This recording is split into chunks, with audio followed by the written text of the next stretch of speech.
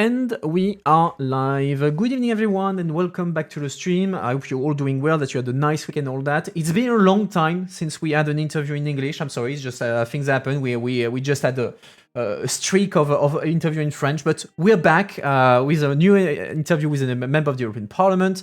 It was a bit of an adventure because initially we were supposed to have this interview on Wednesday, but then it had to be postponed because plenary being what they are, the MEP had to make a speech in the plenary. The speech was postponed, so it was a mess. So we decided to postpone it to today, and it worked out fine. So I'm very happy. Speaking of which, let me introduce who will be with us tonight. So we will discuss with MEP Karen Melchior from the Renew Europe groups on the center of EU politics. So Karen Melchior has been a Danish MEP since 2019. So it's her first mandate. She is 42 years old and she is now in Parliament, a member of the Committee on Legal Affairs, a member of the Committee on Women's Rights and Gender Equality, and finally she's a substitute in the Committee on the Internal Market and Consumer Protection. But before we start our conversation, and yes, before we actually do the rules, just to give you an idea, in Parliament she mostly focuses on digital issues and women's rights, let's say, to summarize. We'll go a bit into the details during the interview, but that's more or less the gist of it. Before we start the conversation, I remind the house rules for anyone who would be new among us tonight. So our guest will stay with us for about an hour. After that, she will go and enjoy the rest of her evening. And you will be stuck with me for another 20-ish minutes because I have a hard stop before 8. But yeah, after the interview, we will debrief what you thought, discuss your impressions, cover some questions that maybe I didn't have time to cover, provide any additional explanation, these sort of things. As usual, I have prepared my questions for Mrs. Melchior, depending on the committees and all that. You can, of course, during the interview, react and suggest questions in the chat. It's there for that. I will keep an eye on it and I will pick among your suggestions, depending on whether we have time, whether it's something that we covered or not, these sort of things. So feel free to participate and react, but as always, don't spam and stay civil. And yes, final precision that is worth knowing, especially for the questions that you might suggest. We're on a channel about European politics, so of course we're going to talk about European politics, so no questions on national politics unless it's related to European politics. But beyond that, I'm just going to ignore the question on pure Danish politics. And yeah, apart from that, I think I covered the basics. So let's do this. Good evening, Karen Melchior. Thank you very much for being with us tonight. So you heard me do my little introduction and say who you are, in which committee you are, etc. Is there anything that I missed that you would like to add before we dive in? Not in particular. Thank you very much for the introduction. All right. Well, let's start then. So, first question: what was for you the spark that got you into politics at the start, and then later on into European politics? So, what's your story? Well, I got to know some friends when I was living in London who were involved in British politics and had been involved in European policy, and being active on Twitter, which was a different world back in 2010, 2011, I started having opinions about what happened in the world. And when also meeting Danish politicians, because as a diplomat, you receive a lot of delegations and ministers, I saw that they weren't superhuman. And that sort of encouraged me to try and find my own voice and explore politics. And also I wanted to try and be able to see if I could move things just a little bit in the right direction, because already back in 2010, 2011, and 12, things were not really going the sort of liberal progressive way that I wanted it to go. So now you're in Parliament, in European Parliament, and you are, like I mentioned, in the Legal Affairs Committee, so the one dealing with a lot of technical legislation, judicial legislation, and something that you focus on is digital policies. And lately, there's been a bunch of stuff that has been happening in terms of digital policies. Of course, I'm thinking about Twitter, with Elon Musk buying Twitter recently and turning the platform into a bit of a mess, let's say it like that. And in this context, your political group, so Renew Europe, has asked the parliament officially to organize a hearing inviting Elon Musk to come to the parliament and explain himself about the latest event. So what are the concerns that your group and yourself would like to ask to Elon Musk if he was to accept this invitation? Well, we have to see if Twitter goes bankrupt before he actually shows up before the European Parliament.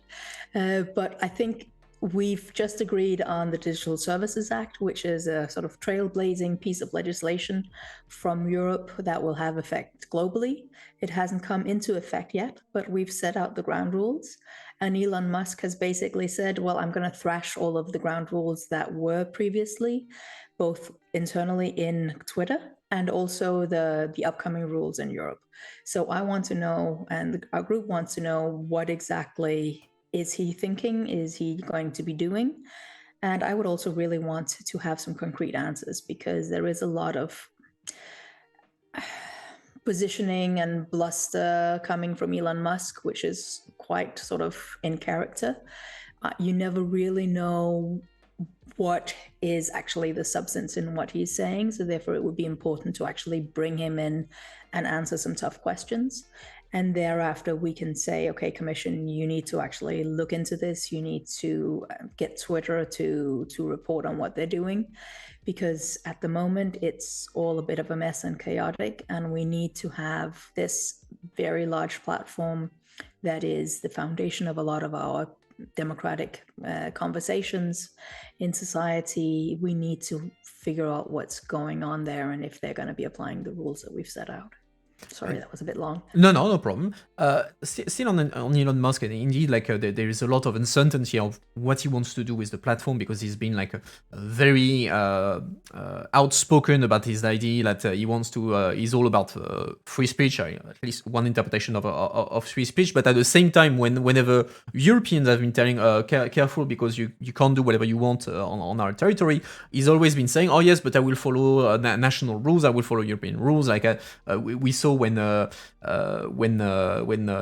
Commissioner Thierry Breton replied to his tweet last week or a couple of weeks ago, he immediately said, "Oh no, I want to respect European rules." So then he asked a question: okay, would it be like one Twitter in the US and then one different Twitter with different rules in the EU? How do you see that happening? Well, that's a good question, because that's also kind of like, where do we see the internet going in that way? And we already have a sort of fragmented internet, with China having sort of great firewall around China and having their own internet. But you could imagine a similar thing happening between the US and the EU. But I don't really see that possible for one platform such as Twitter, because you need to be able to interact with everybody across the world on the same platform. Otherwise, it doesn't really make sense. And I don't really see how you would technically be able to do that. So I don't see it possible to have one US Twitter and one EU Twitter. So I think he would have to respect the EU's rules on this. And that's also what we've seen on the GDPR, that US companies and US websites, they have either adhered to the European rules or they are not active in Europe. There is a couple of US, for example, local media that are not available if you're based in Europe, because they don't want to apply the GDPR. But for a platform, I don't really see that being possible. So that brings us a bit to a topic that you mentioned, which is the DSA and the DMA. So the DSA, Digital Services Act, so that's, for the audience, that's the new European law that sets out the standard when it comes to content moderation, as well platform liability, etc. And the DMA, Digital Markets Act, it's about fair competition between like the biggest online platforms and the rest of the market. So someone in the chat was asking, and that's indeed like a big question in Brussels these days, is how are we going to enforce the DSA and the DMA? Because it's one thing to have like pretty rules on paper, but then, and we've seen the difficulty to do that with GDPR. How will we enforce actually these rules? That's really the €1,000,000 question. And the problem is that the member states are not willing to give even €1,000,000 extra to the Commission to enforce these rules, because we have pretty legislation, but if we don't have the muscles and the manpower to actually enforce it, then we don't have anything. And that is actually points to, beyond digital legislation, points to a larger problem in European legislation the past 10 years or so, that we have the legislation, but we don't have a commission that is actually enforcing it. So before we jump into that bigger conversation, then on the DSA and the DMA, I think we need to make sure that the commission has the manpower available for enforcing it, because we can't rely on member states alone. And there we need extra funding from the member states to be able to do that. The problem is also that it's not only a question of euros, it's also a question of having the right people. And it's difficult to see how a very heavy bureaucratic institution such as the European Commission or any of the other European institutions are able to, in some sort of agile, flexible way, be able to hire the people when they're available. I think most of the audience probably have tried their luck with EPSO.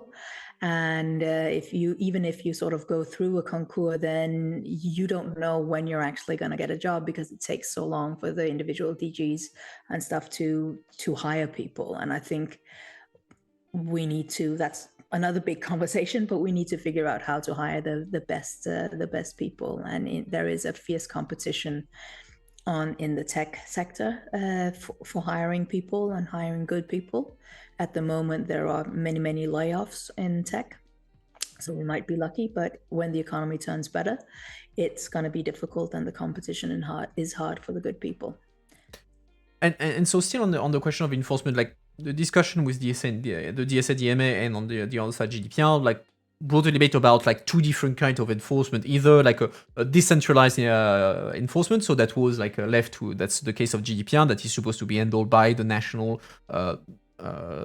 data protection authorities, and as it happens mostly in Ireland, because most companies are based, tech companies are based in Ireland. And then the SADMA wants to centralize more things in the commission, with the risks that you just mentioned, that you have difficulty to.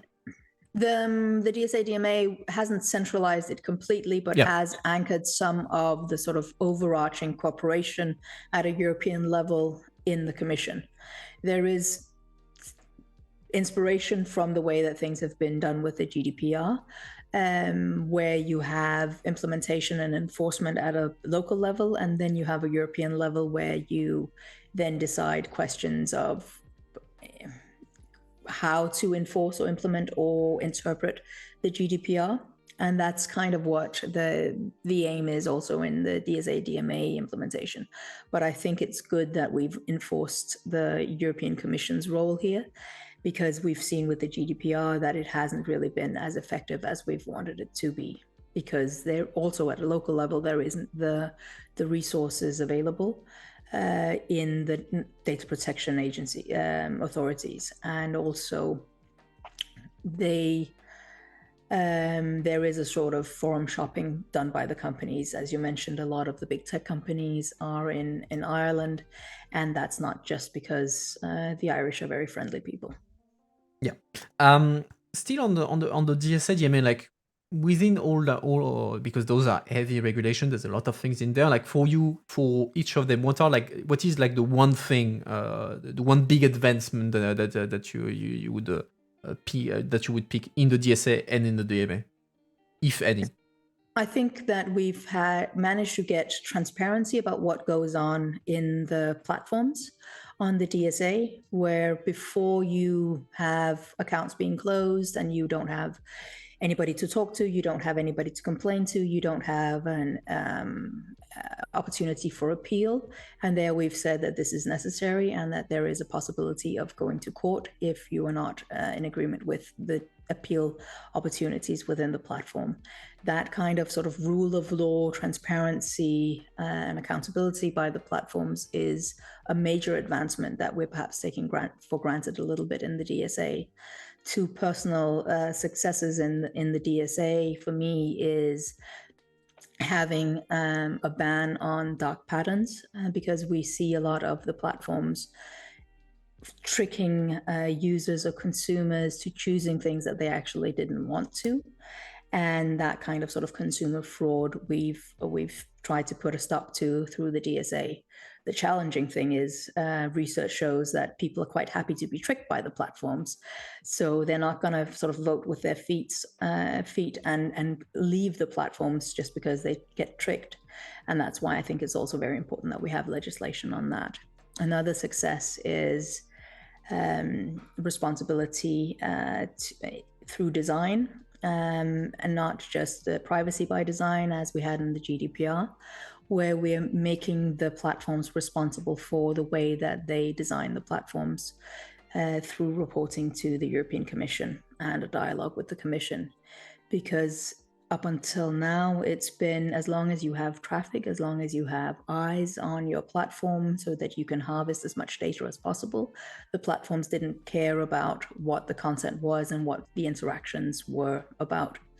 And we've made set up where we're not saying we don't like this kind of platform, content on the platform or that kind of content, but making sure that the platforms are aware of their design choices, how that influences the content and the interactions on the platforms. So I think that's really important.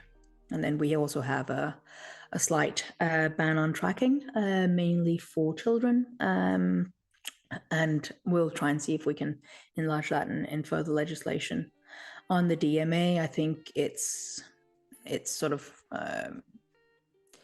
lacking a descriptive word, but I think it's fantastic that we now have ex ante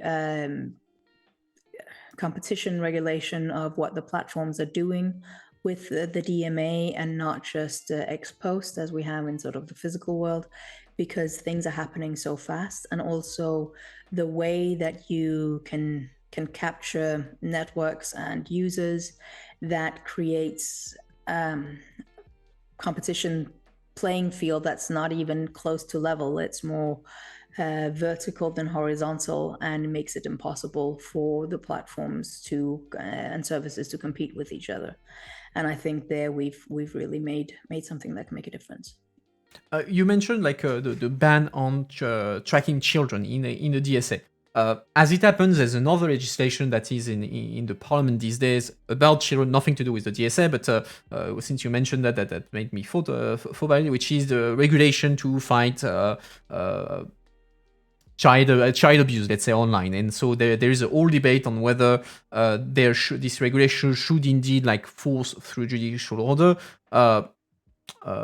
messaging apps to look through messages for images of child abuses, grooming, this sort of thing. So within within this conversation, do you think that the Commission went too far into allowing into asking such companies to track the messages in messaging apps, or do you think that it's a legitimate thing to ask given the topic, and that it's done under judicial supervision?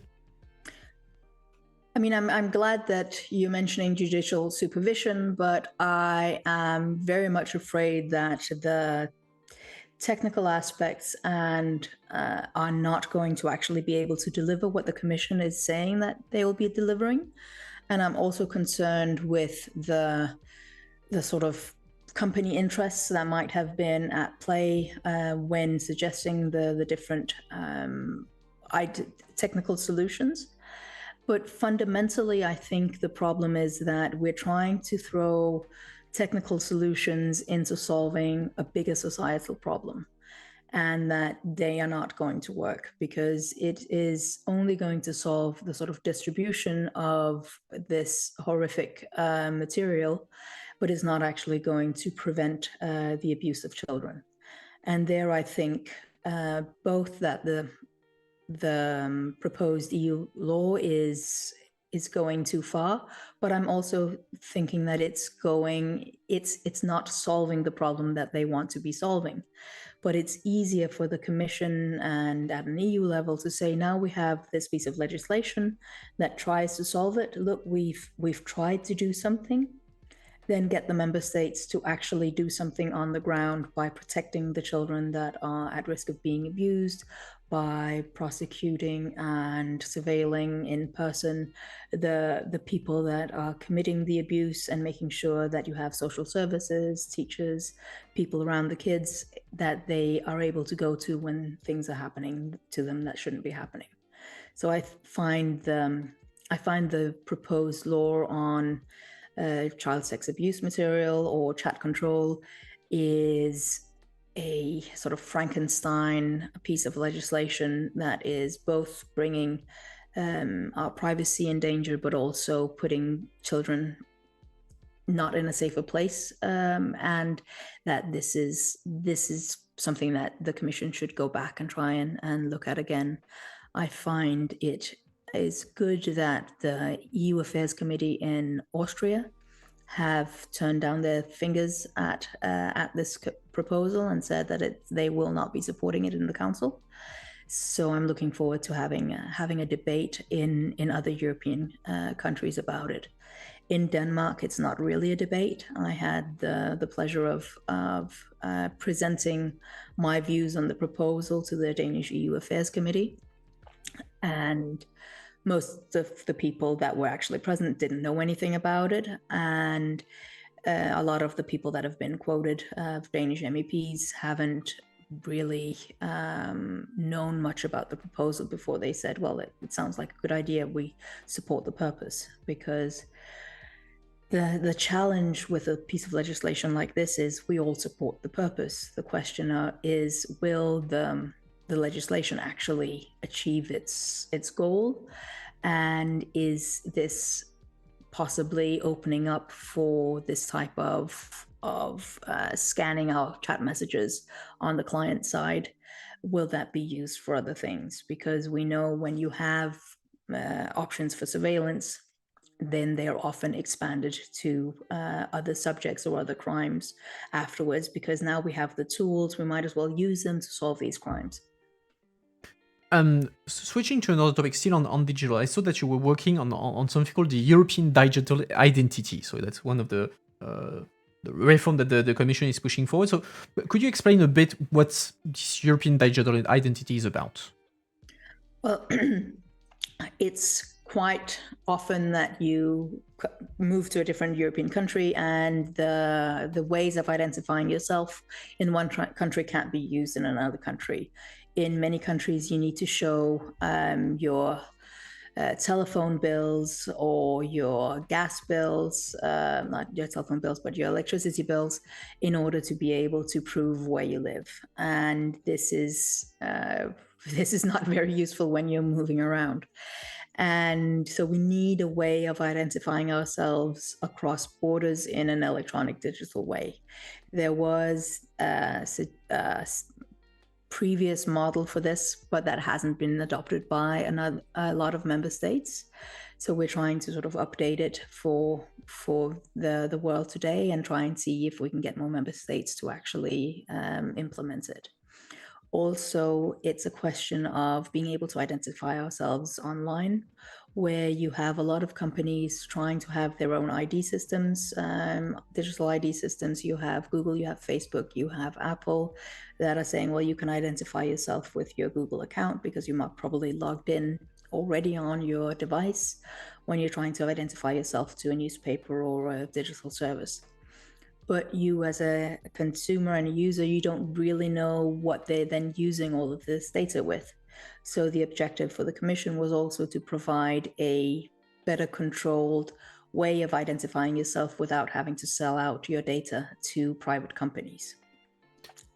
In Denmark, we have a EU and digital ID system that's been in place for a number of years now, and is covering the vast majority of Danish citizens, over 80%. And that has been quite successful. One of the problems is, how do you do with the less digital literate parts of the population, or the people who do not have access to laptops? How do they, or desktop computers, how do we make sure that they get the assistance that they need? Actually, only a couple of days ago, the Danish finance sector, the Danish banks, said that the old version of our digital ID could no longer be used in the banks. So now there is large waiting time to come to public like citizen service centers in the municipalities to get help with transferring from one digital identity to another. And that kind of also shows that when you have digital tools at a local level, you also need to have the staffing and the resources to help people use them. And quite often you have digital tools and solutions seen as a way of saving money rather than improving the level of service. And therefore, you don't have the money to have the staff to help people understand and use or implement digital solutions. And that's actually a own initiative report that we're working on in the Euro Committee is on how does administration and digitalization work together. So. And within this debate on the European digital identity, one aspect of it is whether Europeans should have like a unique lifelong identifier for everything that they do online, or if it's something that could backfire. So where do you stand on that?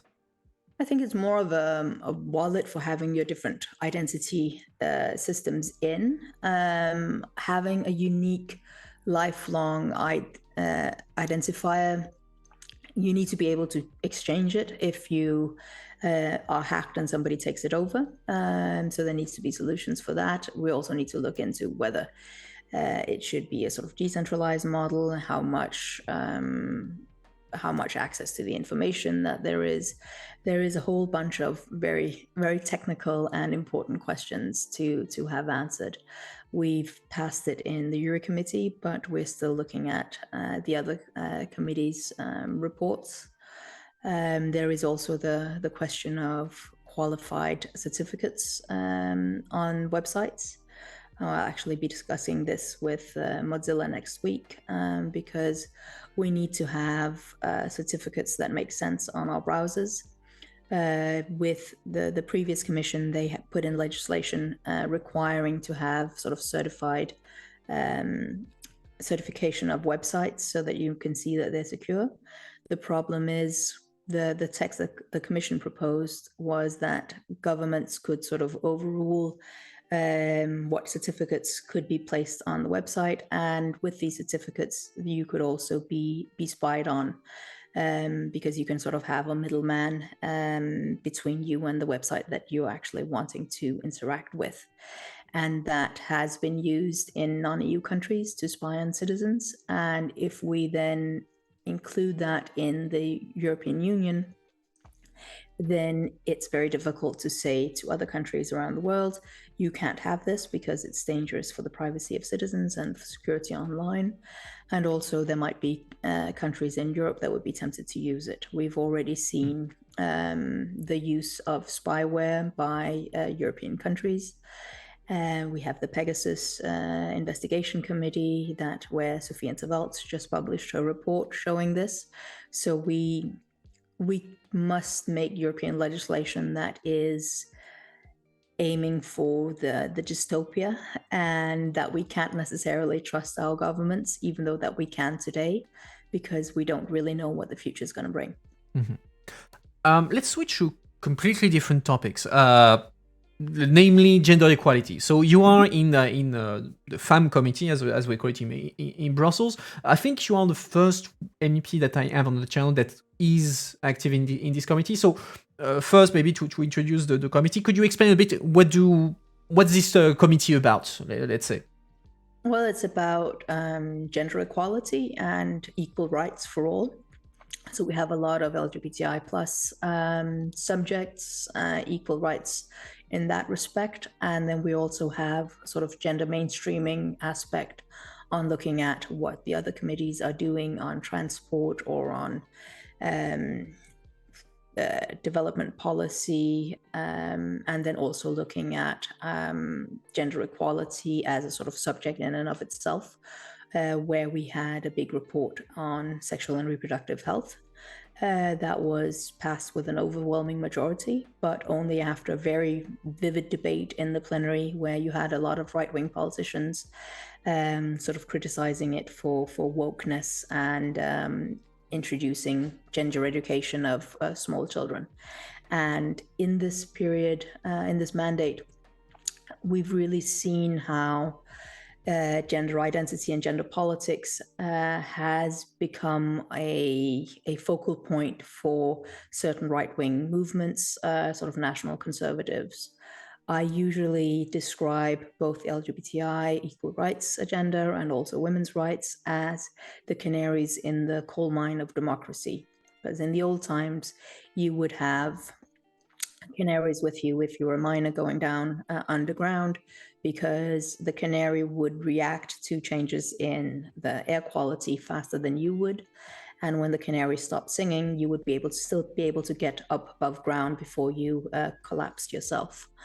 And I see the attacks that we've been seeing in a lot of European countries, in Hungary and Poland, but also from certain political quarters in Denmark, show that there is a sort of anti-democratic, anti-rule of law movement ongoing, and that these attacks are a sign of this. And so this political trend has, of course, influenced a lot our work in the committee since 2019 as well.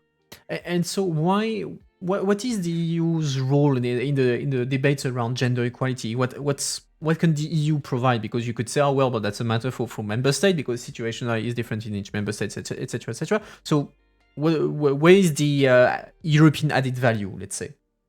Well, there is the protection of EU values, so that we say, well, equality is actually part of Article 2 of the treaties.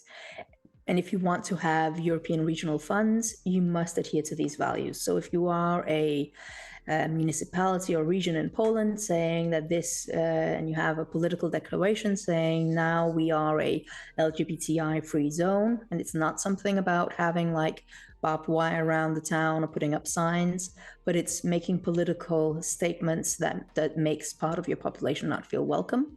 Well, then if you've sort of signed up to such declarations and resolutions, then we can't be giving you EU funds. That's sort of the one thing, tying EU money to EU values. And then the other thing as well is to make sure that you have equal playing field and on the labor market and also in companies. It's actually because of the European Union that you have legislation on equal pay in Denmark.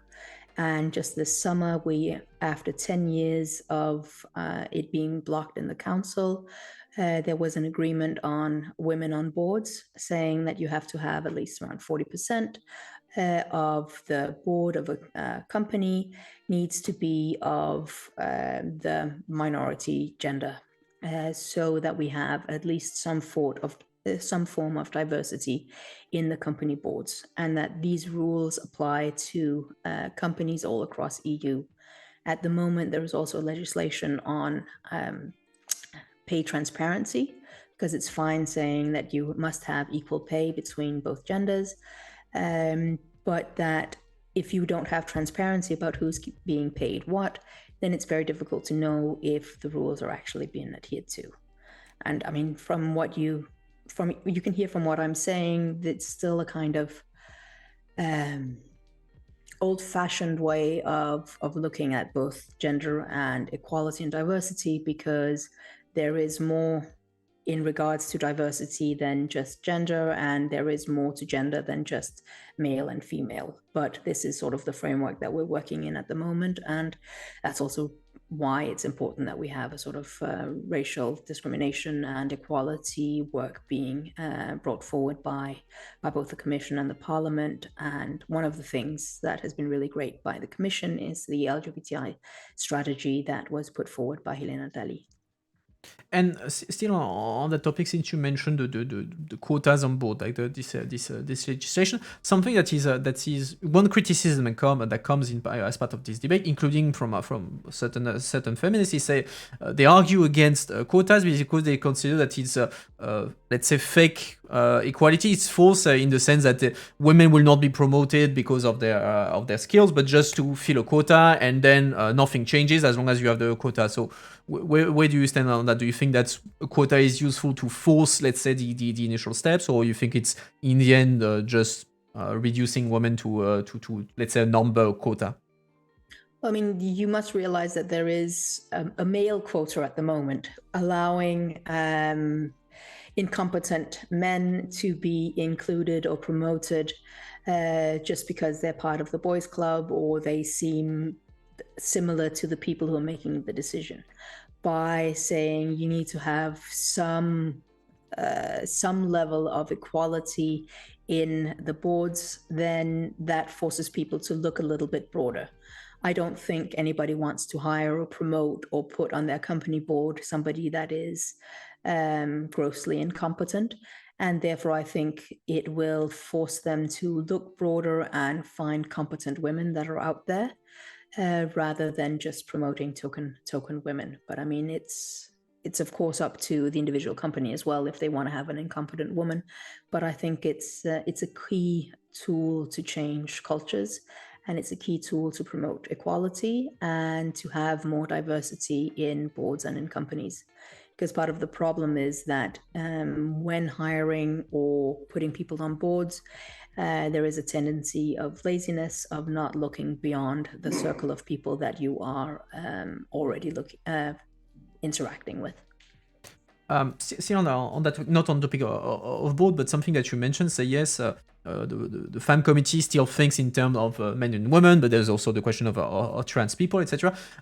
I remember back in my time in the parliament, like FAM was well known for being a very conflictual committee, that people were very active. You were activists on both sides of the equation, and at the time the main question was about equality between men and women. And now when we add to the conversation debate around trans rights, it's something relatively new in EU politics at least, and even to national politics. So how does the parliament like familiarize themselves with with this debate? Because it's not something that we are used to. Like don't want to say regular LGBT writer, like where people know about homosexual, lesbian, etc., and they are familiar with it, and they know the terms of the debate. But trans right is a bit new to the equation. So how do Well, I think you've always had trans rights in the Yes. LGBTI movement, because you have it right there, LGBT. Yeah. But it's not at the forefront of the debate. But it's I think it's been highly politicized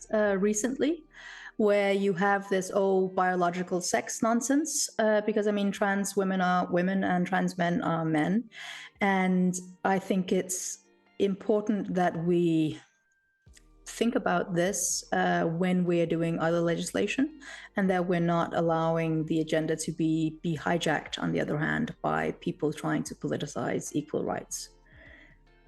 And so how do you explain it to your colleagues? Like, because imagine like within the FAM committee, I mean, you used to have these debates on a daily basis, but when you go talk to your colleagues who are not in FAM, when they see the FAM file arrive, or let's say an amendments about trans right, how do you explain to your colleague, okay, this is something good, and that makes sense? Well, we don't usually have amendments around trans rights. We more have amendments trying to remove equal rights from minority in the FAM committee or outside of the FAM committee. So it's not so much a question of explaining it to my colleagues, but it's more of a question of defending equal rights in the wider public.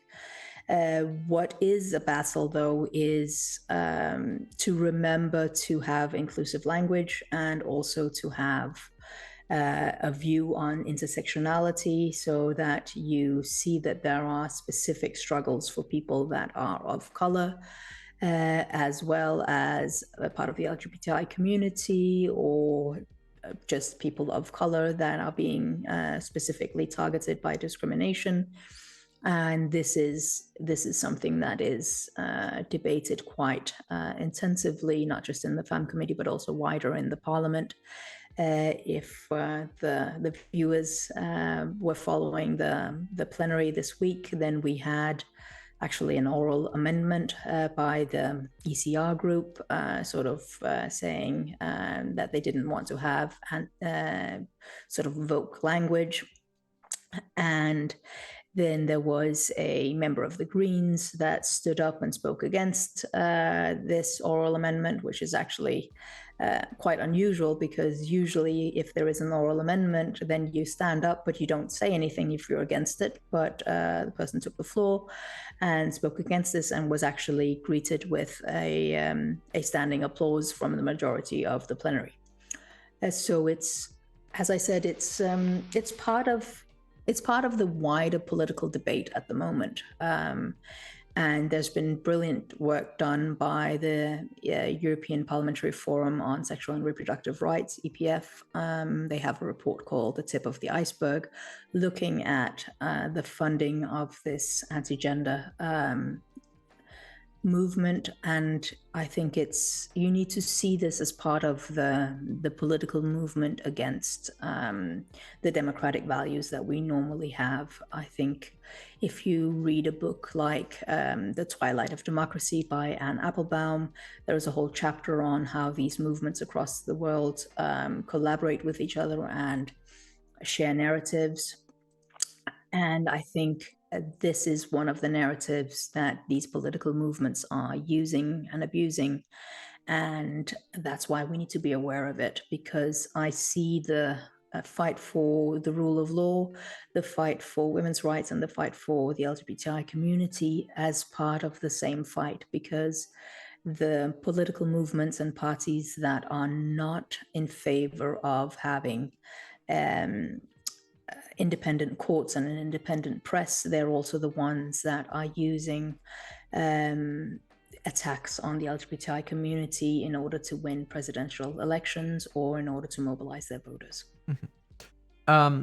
Moving away from that, but still in FAM, so the Commission has proposed recently a directive on violence against women. The idea being to let's say, ensure that all member states have laws that criminalize women's violence against women. Are you satisfied with the approach of the Commission, or do you think that the Commission could have gone further or explore other areas that are less dealt with when it comes to violence against women? Bear in mind that when we talk about violence against women, it's not only like physical violence; it can also be cyberbullying, etc., etc.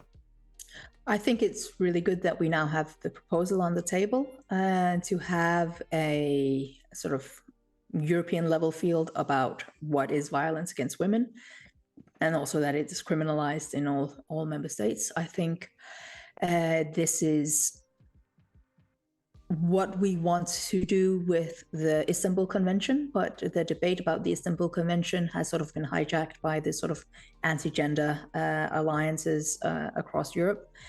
And it comes down to providing equal protection against violence for all members of society, and to make sure that there is not excessive use of hate speech against certain elements of society. I think there is a lack of dealing with hate speech in online. It's not being taken serious enough. And also we had Gender Equality Week a couple of weeks ago. And there was a Belgian journalist that showed an extract of her film called Sale Pute, showing the experience that she and others had online when met with hate speech and sort of sabotaging behavior and comments.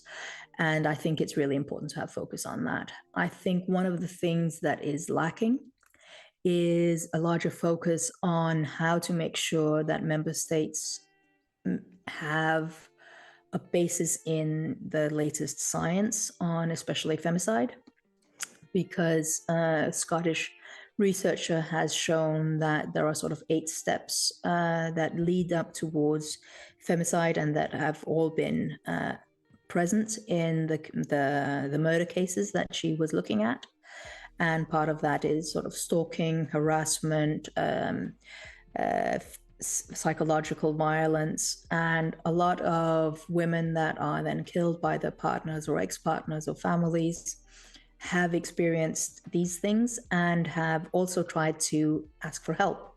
But a lot of authorities do not take these warning signs serious enough at an early stage. And I think it's important to have an exchange of experience and learning across Europe on this so that we can help each other to prevent murder of women by their partners. And I think, for example, Spain has done a lot on this, and other countries could learn from them. And I think it's a matter of basing our authorities' actions and our policing on science.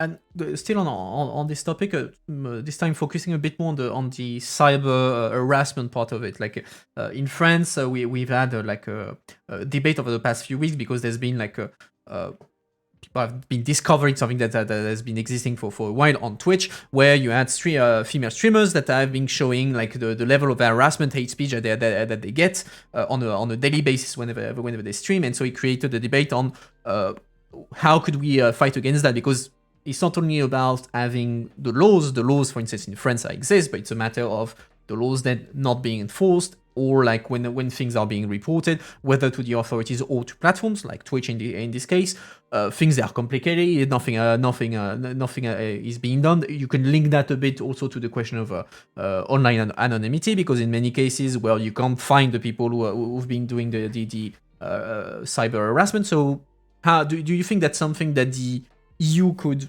help with, or is that something that's in the end it's up to platform, to national authorities? Well, I think it's something that we can send serious political signals about. There was a report that we just passed this week by Laurence Ferrand on esports and video games that was also addressing this. And I think it's part of the responsibility by design by the platforms, so that they do not allow to the same extent for such harassment on the platforms, because there are steps that can be taken in terms of content moderation and also in trying to design the platforms so that it's not as easy to sort of all pile on to comment threads or to specific Twitch channels. There was an exchange recently with an Estonian. It was actually that was mentioning that the Estonian police take cyber harassment and hate speech very seriously, and they actually prosecute hate speech online in each individual case. And I think that is what we need. In Estonia also, you have a much higher level of identification through the EID that they have in Estonia, but I think even without having sort of real name identification, it is possible to find out who it is, as long as you put the resources into it. I mean, if you look at the doxing being done in certain areas of the internet, you know that it's possible to figure out who it is, even though that you're using an anonymous account, and that is even without being a member of the police force. So I'm quite sure that if the police had the resources and took it seriously enough, then they could do something about it. And I think something needs to be done about it, because it has a chilling effect on women and minorities, especially on their freedom of expression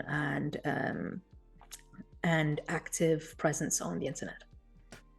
This time, let's switch out of the let's say the committees and talk about Denmark, your country. So one question that I had received from someone in preparation of the interview was about the TV show Borgen.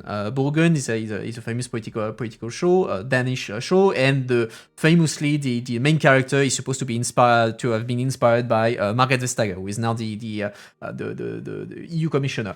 And the question was, I haven't watched the show yet. I have to watch it, but at some point in the show, there is apparently the Danish PM and the main character that are plotting to get rid of a rival by sending this person to Brussels to become a commissioner, saying that it's a way to get rid of the person and that nobody cares about Brussels. And he said, yeah, that shows a bit the little value that was given to Brussels in the Danish, let's say, political sphere.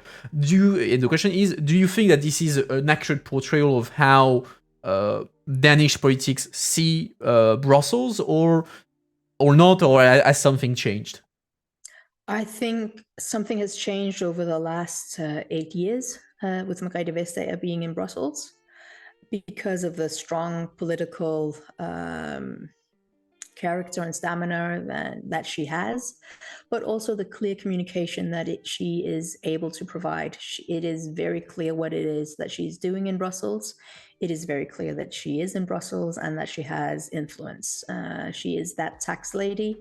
She is the one standing up to the digital platforms when they are breaking competition law, already the existing one.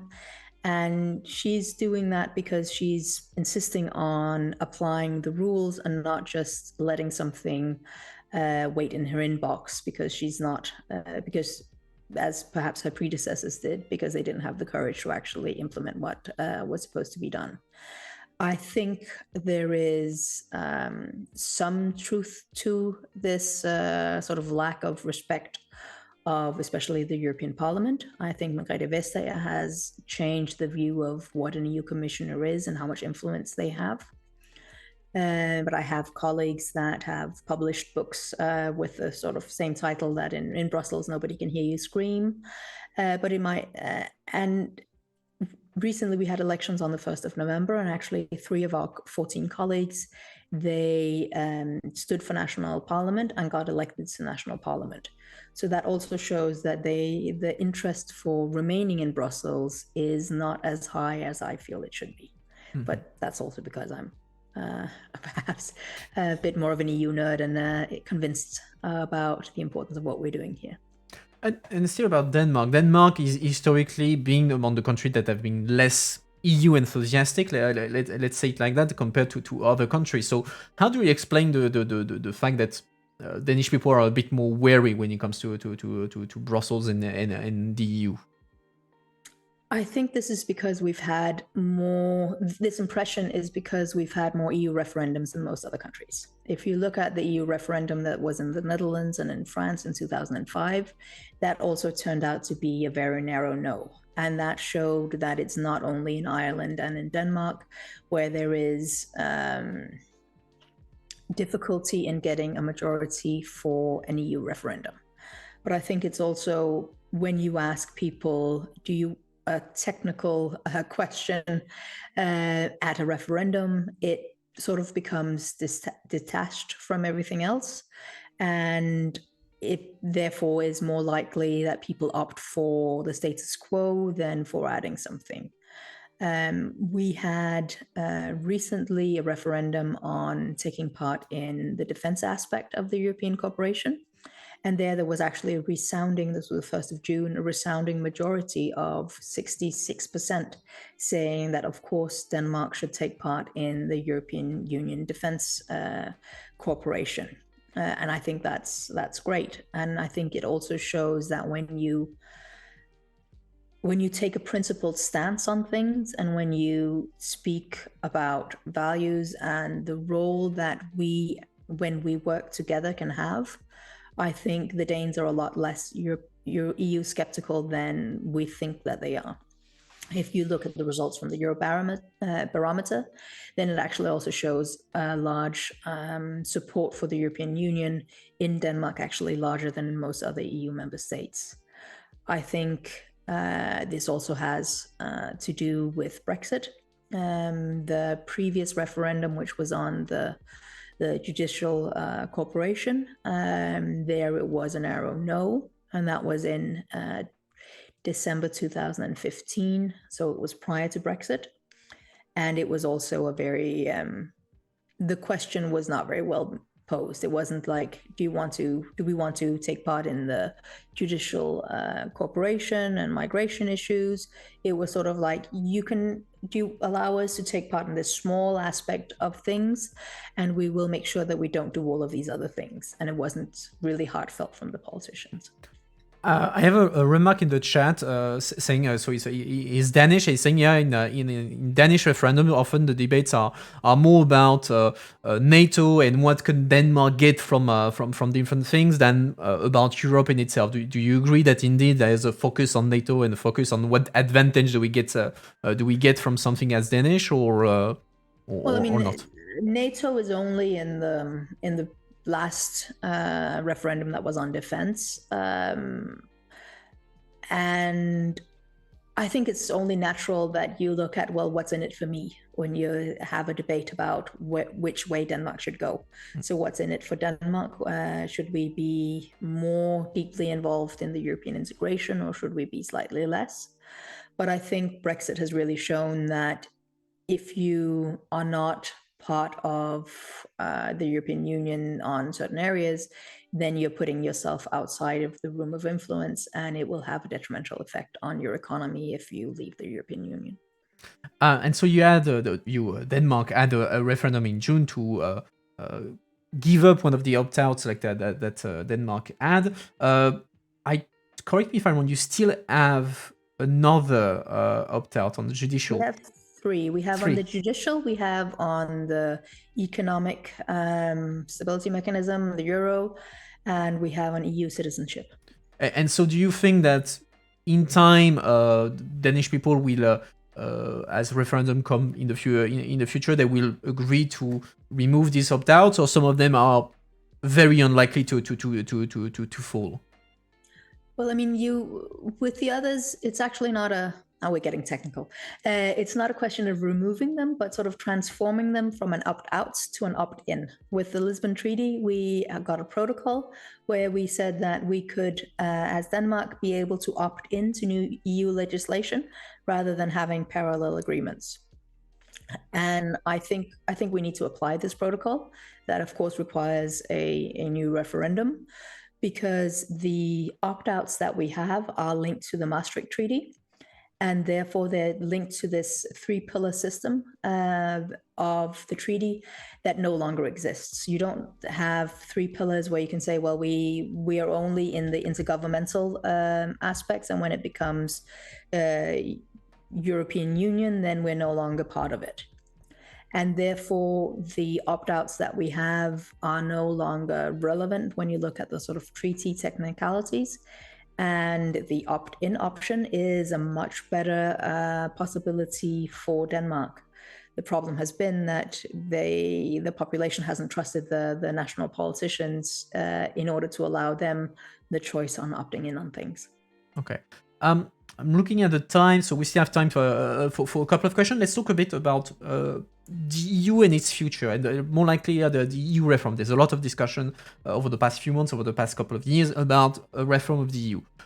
Do you think it's likely that we will see, let's say, within the next 5 years, a reform of the EU in the sense of treaty changes, or do you think it's you would have to wait much longer than that? Well, in 5 years, then we're in 2027. Ursula von der Leyen, in her State of the Union speech, declared that she was open for treaty changes.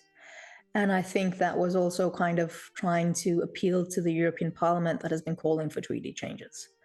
I think a lot can be done within the existing treaty, and it reflects the laziness and the sort of conservative nature of the council, that the things that are possible within the treaty hasn't been done. They haven't been willing to reduce the amount of commissioners. They haven't been willing to go to majority voting. So a lot could be done if there was the political will in the council. And if we don't have the political will in the council to do what they could do within the existing treaty, I think it's very difficult to see that they would launch a convention for rewriting the treaties anytime soon. So within the next 5 years, I don't think that we will see a new treaty. Perhaps at the end of 2027, there might be some initiatives for a new treaty. I think the European political community aspects are part of the way to go in order to have more of an integration of the neighboring countries of the European Union. But that also requires us to be able to actually take a stronger stance on our values and the requirements for candidate countries. And at the moment, it's difficult to see that we actually follow up on our requirements with consequences. And I think that also falls back to a little bit the council being a little bit split. A lot of countries have their own darlings in the accession process, but I think the invasion of Ukraine has shown us how important it is to keep our neighboring countries that share our values close to us and allow for integration of people, goods, and services with the European Union, and also to support each other in international politics and security questions. Still on the reform, something that the Parliament has been pushing for quite some time now is the EU transnational list for the next European elections. So, first question: do you support this principle of the EU transnational list, and how do you think they could participate in making the EU, let's say, more visible for citizens, where incite more EU citizens to get involved?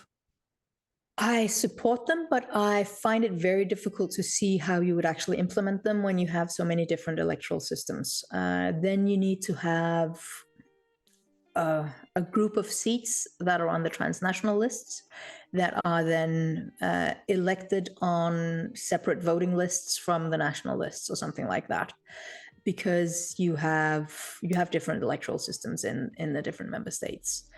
I think it could have a beneficial aspect on the debate on European politics up to the elections. I think the Spitzenkandidat process, with all of its flaws, did have something of that effect as well. To be honest, ALDE perhaps had a little too many candidates for the Spitzenkandidat process, but I think that could help the sort of debate. One downside of all of this is sort of a focus on presidential-like candidates, or sort of celebrity politicians. In Denmark already, we see quite a difference between European Parliament elections and national Parliament elections, because you in European Parliament elections can vote for the same list all over the country. So therefore, there's much more of a focus on the Spitzenkandidat as the representative of that list or that party, and less of a focus on the individual candidates further down the list. Where I think having transnational lists could perhaps add to that, because you can vote for the same people all over Europe.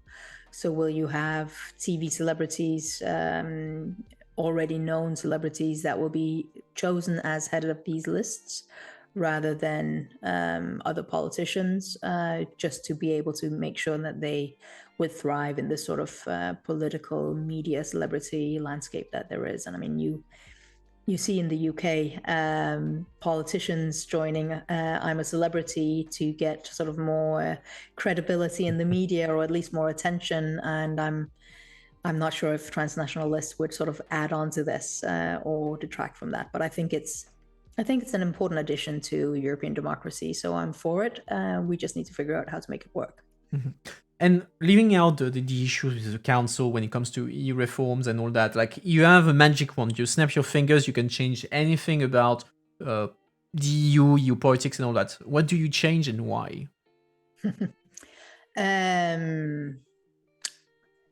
I remove the Economic and Social Council, and I remove the Council of Regions, because that would save us a lot of money, and they are being heard, and a lot of people are spending their time there forming opinions on things, but their input is not listened to in a sufficient way. So I want to include these regional levels and the economic and social actors to the decision-making process in the European Union in a much more meaningful way.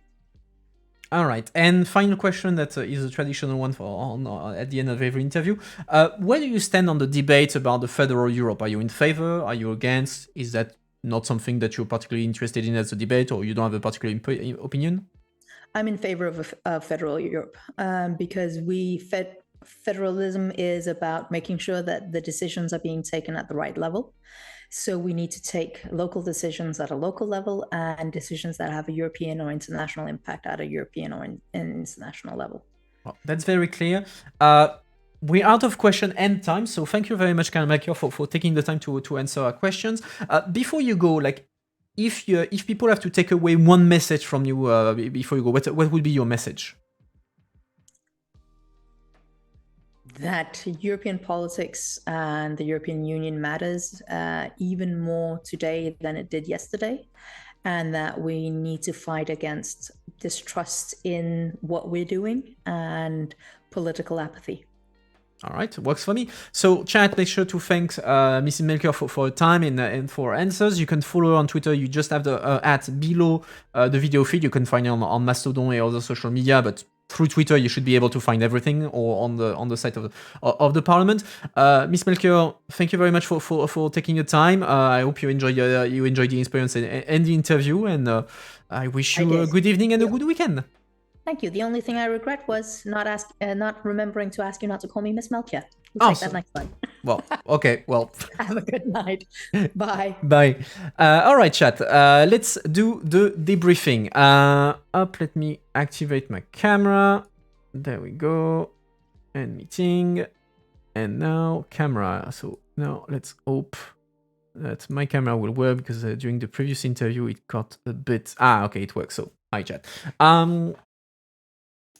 Okay, you really enjoyed Madame Melchior. Well, apparently I did a bad thing. I should not have called her Miss Melchior. Oh well. No question about the Swedish labs in Renew. Yeah, I had noted your question. It's just we ran out of time. Sorry about that, but I had seen your question, and it was among the ones that I noted, but just ran out of time. Sorry. How will you survive without the gossip?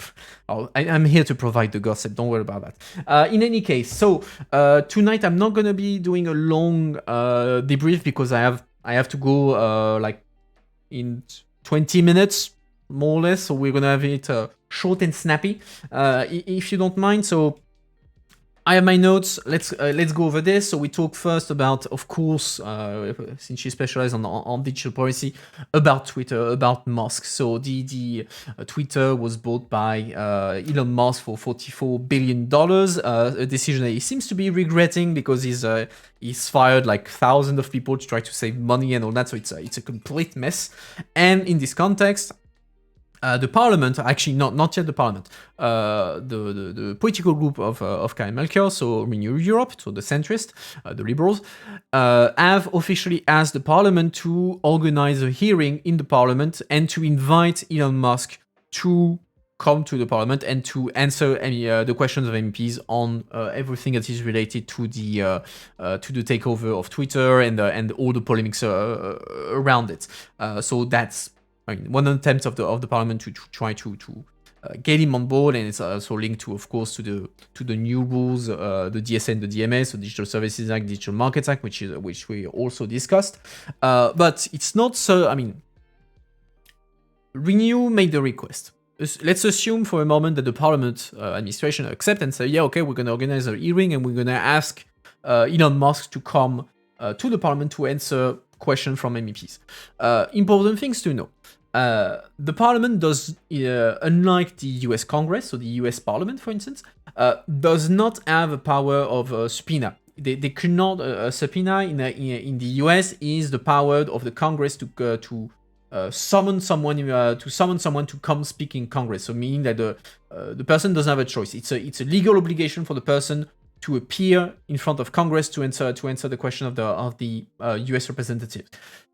The European Parliament does not have this the subpoena system. It doesn't have a way to force someone to come answer a question, especially if it's not Europeans.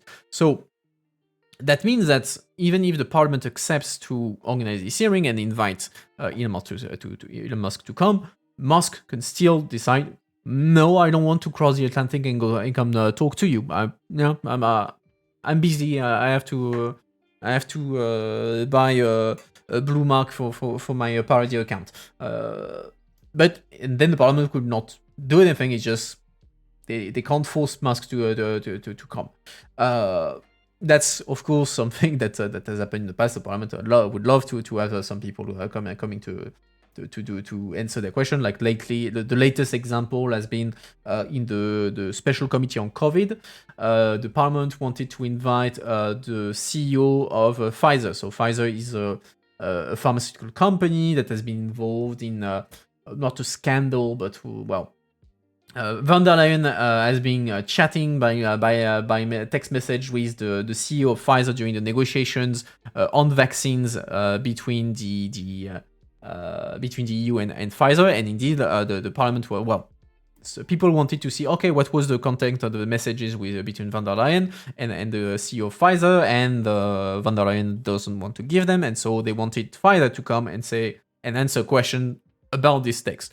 The CEO said, no, I don't want to come, but instead I'm going to send you a team of people, so his communication team that came to the Parliament to answer the questions, and it was just the comms team, it was not the CEO. So that's always the issue, that if they don't want to play ball with the Parliament, you can't exactly force them. There's also a problem, like sometimes they can also put conditions, so that was the case when Mark Zuckerberg came to the Parliament. It was at the end of last mandate, if I'm not mistaken, the end of last mandate. And he said, okay, I'm okay with coming to the Parliament to answer your questions, but I don't want to answer questions from regular MEPs. So I won't appear in an IMCO committee. I'm not going to appear in a normal things. I don't want like regular MPs to ask me. So they had to say, okay, fine, you come, and then you're going to be asked questions by the head of the political group. So it was Manfred Weber, it was the Guy Verhofstadt for ALDE, etc. So all the head of political groups had a meeting with Zuckerberg, which was public and it was live streamed, and so they were asking their question to Zuckerberg. The format was terrible, but yeah, that's not Zuckerberg's fault. It's the Parliament that messed up its own format. But yeah, then the guest can also put his condition and say, yeah, only appearing if this condition is met. The one thing that the Parliament can do is, if there is a hearing from the Parliament that is organized, and someone like a company, for instance, refuses to send anyone to participate to that hearing, like they are invited to come to the hearing, the hearing is about them, and they refuse to send someone to answer the question of the MEPs, like not the CEO, but like any representative at all, then the Parliament can, let's say, slap back by removing the Parliament accreditation of the lobbyists. What that means is that if, let's say Twitter, let's say Elon Musk refuses to come to the Parliament and refuse to send anyone from Twitter to answer questions from the Parliament to this official hearing, then the Parliament could say, yes, you want to play it like that? Well, all the lobbyists from Twitter are blacklisted from the Parliament, and so they can't enter the Parliament anymore to lobby MEPs. Since you don't want to be transparent with MEPs, well, your lobbyists can't come there. So that's something that the Parliament can do, which is why usually they try to send at least like a representative, etc., and it's up to the Parliament to say yes or no to have this representative or not. But that's something that the Parliament can do. What else did we? I saw, Ikaros, you were wondering what is EPSO.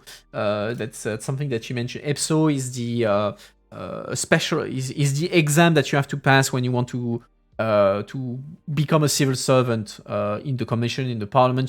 This is the EU-specific exam that you have to pass to be able to get a job potentially in the Commission, in the Parliament, etc., etc. So that's something like a very Brussels specific. What else did we talk about? I'm going quickly because I see time is passing.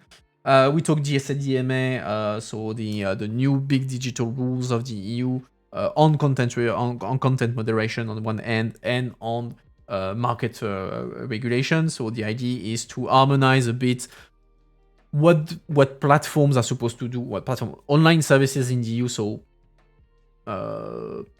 Facebook, Twitter, any kind of website in the EU have to do when it comes to fighting illegal content. What are they liable for?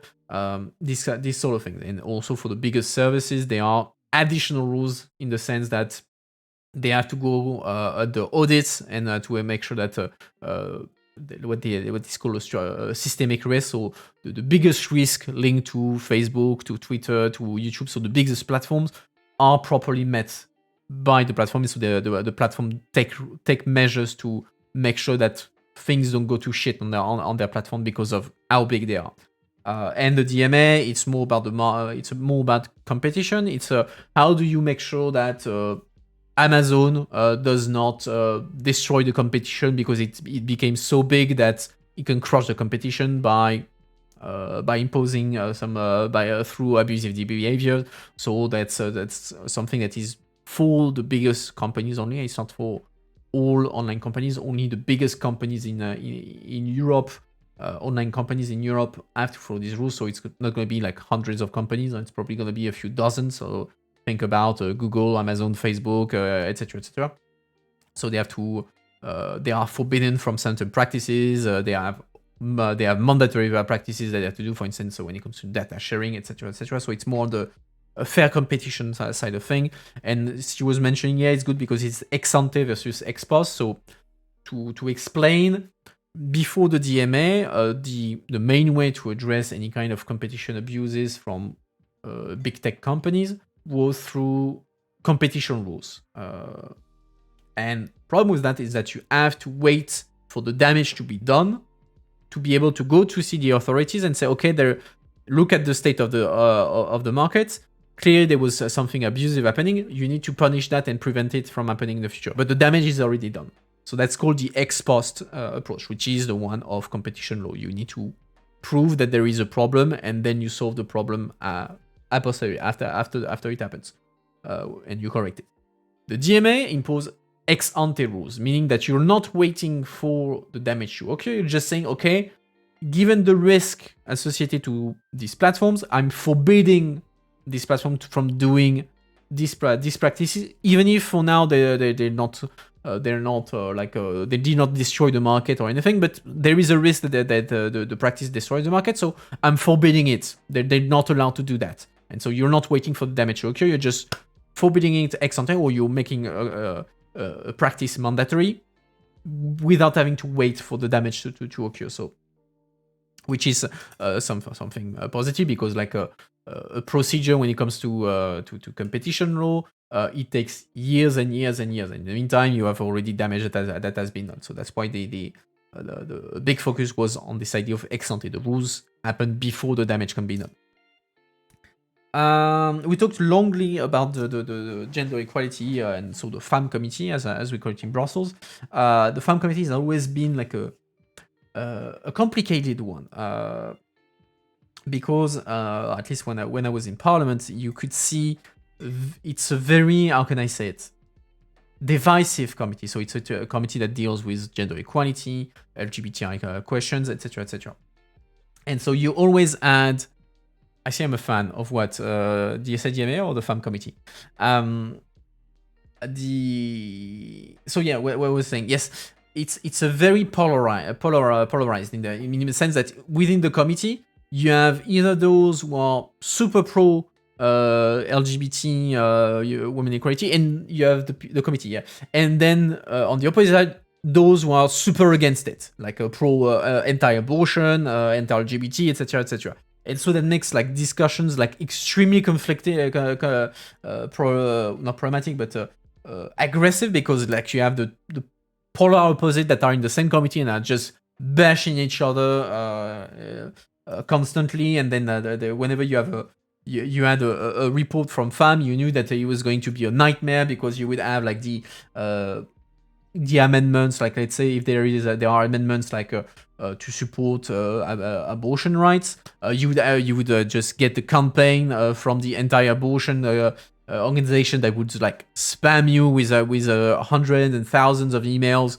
to try to get you to vote against it. On the other end, you had whenever there was something about LGBT, it was a complete mess. So you knew that usually when there was a report coming from the FAM committee, you knew that the plenary was going to be a mess, because it was like activist versus activist on both sides. And so it was always making the discussion, well, not the discussion, but the plenary is a bit difficult, even if then you have your the MEPs at their line, etc., etc., etc. But you knew you were going to have hundreds of emails from people pissed off on one side or the other, and so you had to justify yourself. So yeah, the FAM committee has always been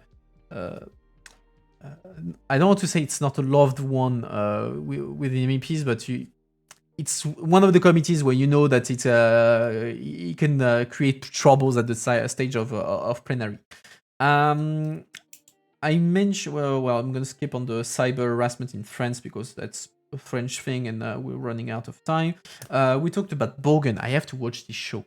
I haven't watched Borgen yet. I need to watch it, especially since the last season especially is focused on in Brussels apparently. But yeah, I have to watch it. And so like I was saying, Borgen is famous for being like the main character being inspired from Margrethe Vestager, so the Danish commissioner now in charge of competition and all that. So the country is supposed to be based at least on her. And so someone was saying, oh yeah, what about like let's say the fact that you want to send people to Brussels so that they're not annoying anymore at national politics.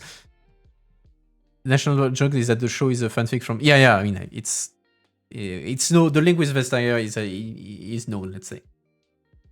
But yeah, I'd say it's a pretty frequent thing indeed that it's not specific to Denmark. That indeed, if you at least in for until maybe recently, if you wanted to get rid of someone, you sent him to Brussels, far away from the capital, far away from the media attention, and so then he would not be on your path anymore. So that's something that is, I think, not specific to Denmark, but to national politics in general. Like send them away far from it.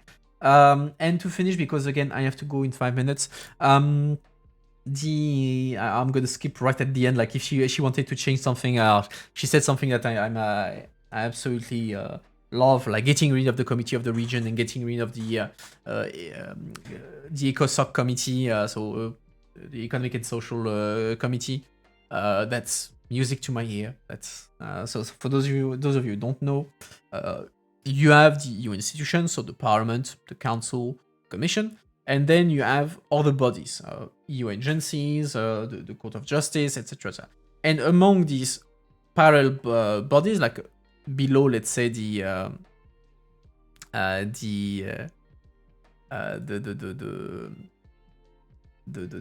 Parliament, etc., there is two committees that are infamous, let's say, in Brussels. It's the Committee of the Regions and the ECOSOC Committee.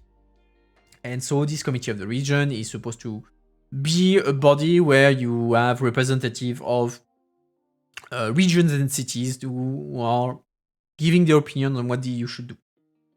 And same, the ECOSOC Committee is you have representative of the union, so workers and bosses union, same, gathering and giving their opinion to the EU on what the EU should do.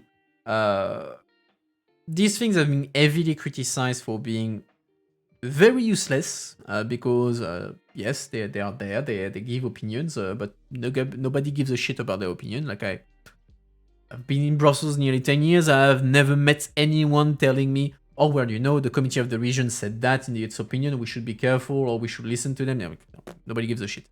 So it's a lot of people are criticizing these two bodies for being useless, wasted taxpayer money. And there's also like other polemics like that it's very expensive, like the people are overpaid in there, they barely ever meet, etc. So it's one of these things. Like a lot of people in Brussels would be happy to get rid of these two bodies if given the occasion. That would be a good way to save taxpayer money, especially since like it's not about like the EU not giving a shit about regions and all that, and the and all the workers union and all that. It's just that you have alternative ways to know about what regions think, what unions think, because in Brussels you have regions. Many European regions have their form of embassy in Brussels. Like they have a lobbying office, so you have the lobbying office of the region of Île-de-France in France, the region of Bavaria. So they have offices in Brussels, and they have lobbyists going to the Commission, going to the Parliament to lobby on behalf of the region to defend their interests. So, and same thing, unions, they have offices in Brussels. They have European organizations, so they have ways to let their views known to the EU and to actually matter, because let's say that you have a report from the Committee of the Regions and the same regions coming to the office of the MEP to talk. It's the meetings in the office that will count. The opinion, nobody will read it ever, and nobody cares about it. So it's useless. So I was very happy to hear her criticize that.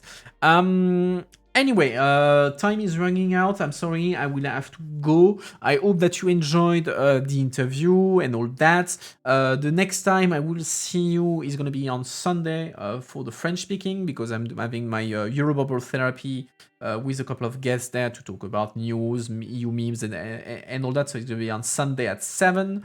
And otherwise, I will see you next week for a couple more interviews. On Monday with the French MEP, Valérie Ayer, and on Wednesday or Friday with a Spanish socialist MEP, whose name escaped me at the moment, Domènec Ruiz de Vesa.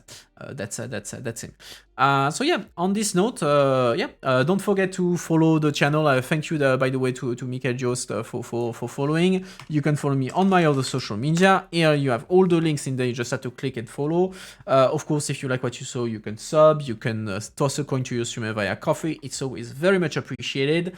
And yeah, apart from that, I wish you all a good evening, a good weekend, and I will see you next time. Bye, everyone.